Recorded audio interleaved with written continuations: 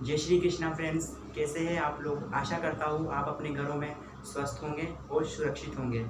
जैसा कि मैंने इंट्रो में बताया था कि मैं क्लास टेंथ साइंस की जो कि ऑनलाइन क्लास स्टार्ट करने वाला हूँ, उसका लेक्चर आपको भी वीडियो में मिल जाएगा।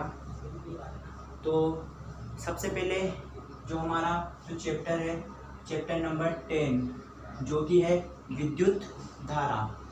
क्या है? विद्युत धारा। तो धारा के बारे में आप सब जानते हैं।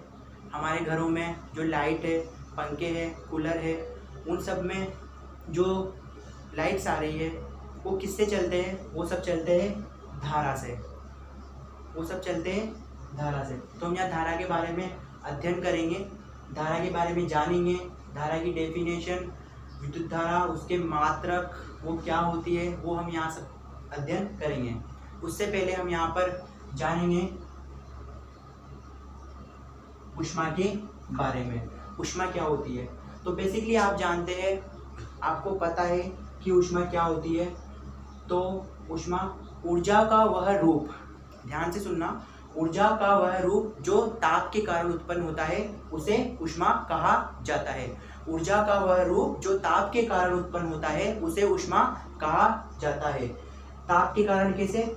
जब किसी वस्तु को हम गर्म करते हैं, ठंडा करते हैं, तो वहाँ पर जो ऊर्जा उत्पन्न होती है वही ऊष्मा कहलाती है। तो ऊष्मा की जो दिशा होती है, ऊष्मा की दिशा, ऊष्मा की दिशा, तो जो ऊष्मा की जो दिशा होती है वह सदैव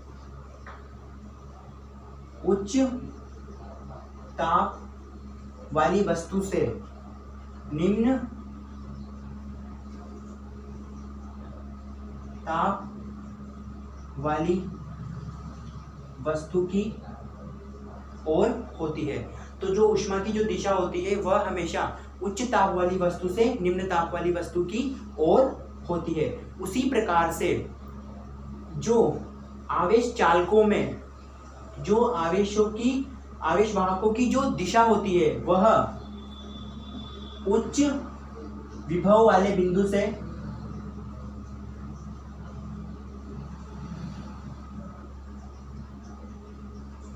निम्न विभव वाले बिंदु की ओर होती है।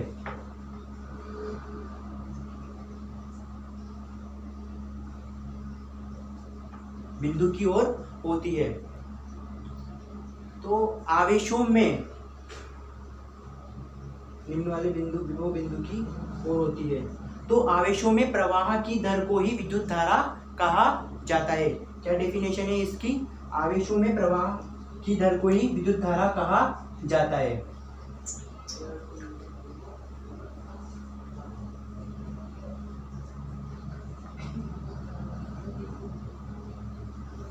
तो विद्युत धारा की जो डेफिनेशन है वो क्या है? आवेशों में प्रवाह की दर को ही विद्युत धारा कहा जाता है। आवेशों में प्रवाह की दर को ही विद्युत धारा कहा जाता है। या इसकी एक और हम डेफिनेशन जो बता सकते हैं वो क्या है? इकाई समय में, ध्यान से सुनना, इकाई समय में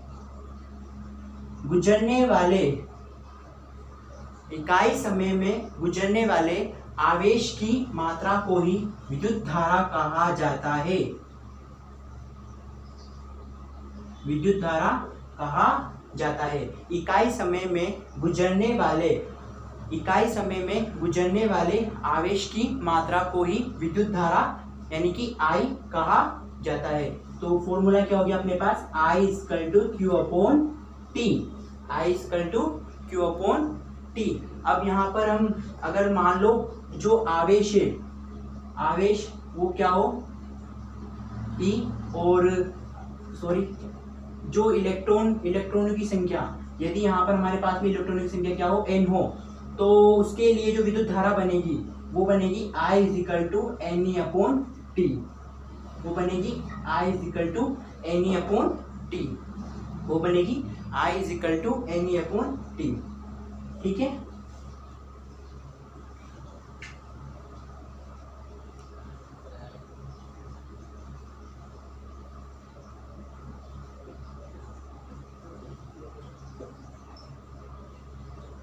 अगला हमारे पास में आता है विद्युत धारा की दिशा।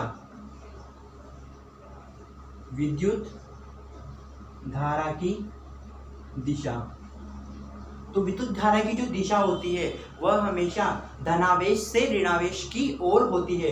विद्युत धारा की जो दिशा होती है वह हमेशा धनावेश से ऋणावेश की ओर होती है, अर्थात इलेक्ट्रॉन की गति के विपरीत दिशा में विद्युत धारा बहती है।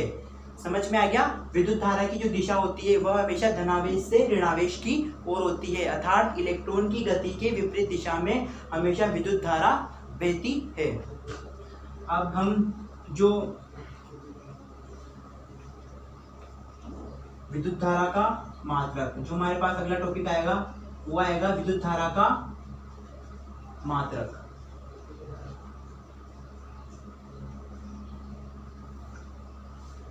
विद्युत धारा का मात्रक, तो हमें एक फॉर्मूला प्राप्त हुआ था I = Q/T। I = Q/T। तो विद्युत धारा का जब हम मात्रक निकालेंगे तो हमें पता है आवेश का मात्रक होता है कूलाम। क्या होता है? कूलाम। और समय सेकंड। तो I = Q/T यानी कूलाम पर सेकंड। तो कूलाम पर सेकंड को ही हम बोलते हैं 1 एम्पियर। तो विद्युत धारा का जो मात्रक होता है वो हमें क्या प्राप्त होता है? 1 एम्पियर प्राप्त होता है।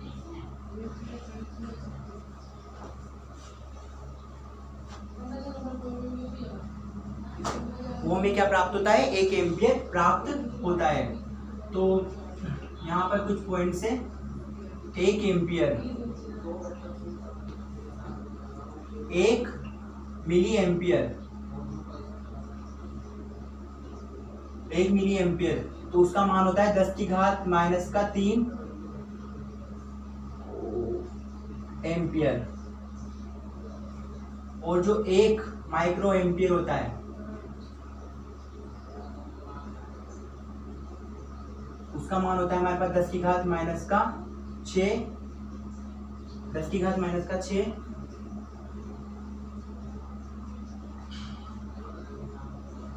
एम्पियर। ठीक है, ये सब हमारे पास में है।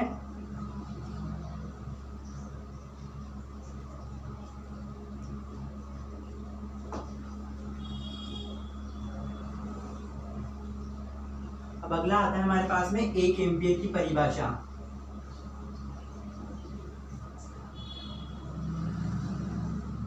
तो 1 एम्पियर की परिभाषा कैसे देंगे अपन? 1 एम्पियर की परिभाषा तो आप सब जानते हैं I = क्या होता है? Q/T। तो 1 एम्पियर की परिभाषा, तो 1 एम्पियर की परिभाषा देने के लिए क्या करेंगे? ये जो फॉर्मूला है इसमें T = तो 1 सेकंड रख देंगे और Q = 1 कूलाम रख देंगे। T = 1 सेकंड और Q = 1 कूलाम रख देंगे। रख दो भाई। तो I = जो आया हमारे पास वो आया 1 एम्पियर। I = जो आया हमारे पास वो क्या आया? 1 एम्पियर आया। ठीक है, I = जो क्या है वो आया 1 एम्पियर आ गया। अब इसकी परिभाषा कैसे देंगे? तो किसी भी विद्युत परिपथ में किसी बिंदु से 1 सेकंड, किसी भी विद्युत परिपथ में किसी बिंदु पर 1 सेकंड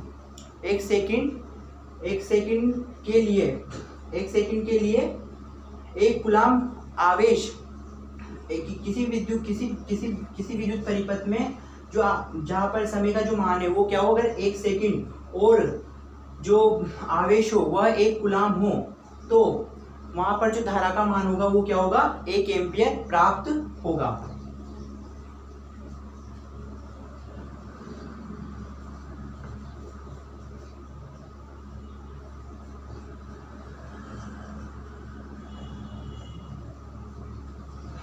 यानी कि 1 एम्पियर प्राप्त होगा।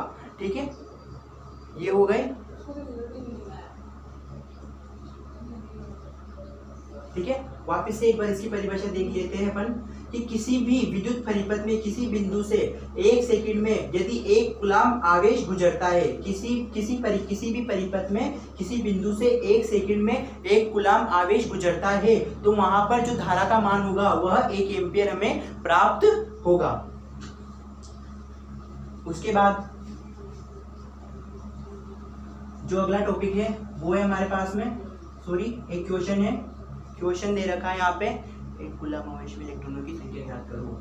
एक कूलम आवेश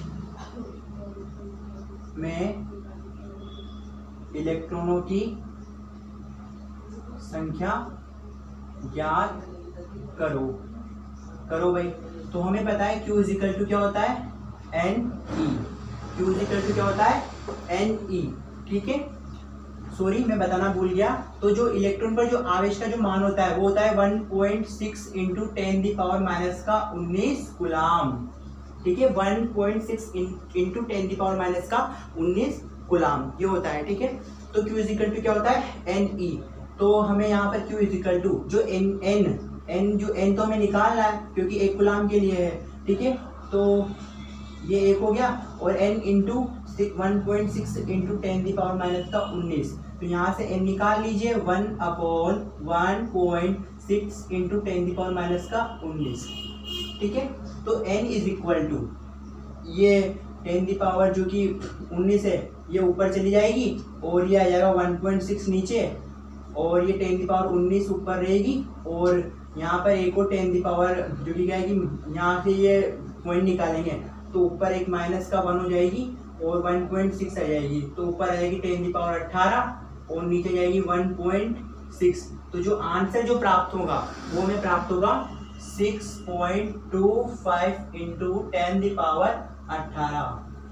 6.25 इंटू 10⁻18 प्राप्त होगा।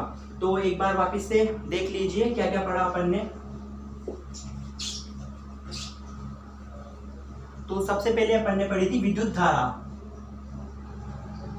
विद्युत धारा, तो आवेशों में प्रवाह की दर को ही विद्युत धारा कहा जाता है। एक बार फिर से सुन लीजिए, आवेशों में प्रवाह की दर को ही विद्युत धारा कहा जाता है। तो इसकी अपन किस प्रकार से डेफिनेशन दे सकते हैं, इकाई समय में गुजरने वाले आवेश की मात्रा को ही विद्युत धारा कहा जाता है। इसका जो मात्रक होता है वो एम्पियर होता है। इसका मात्रक कैसे निकालेंगे वो मैंने आपको भी बता दिया था। ठीक है, यहाँ पर कूलम का, इसका आवेश का जो मात्रक होता है वो क्या होता है, कूलम, और समय का मात्रक सेकंड, अतः ये हो जाएगा 1 एम्पियर, यानी कि एम्पियर। ठीक है, अगले लेक्चर में हम पढ़ेंगे विद्युत विभव और विभवांतर के बारे में। ठीक है दोस्तों, आज के लिए बस इतना ही।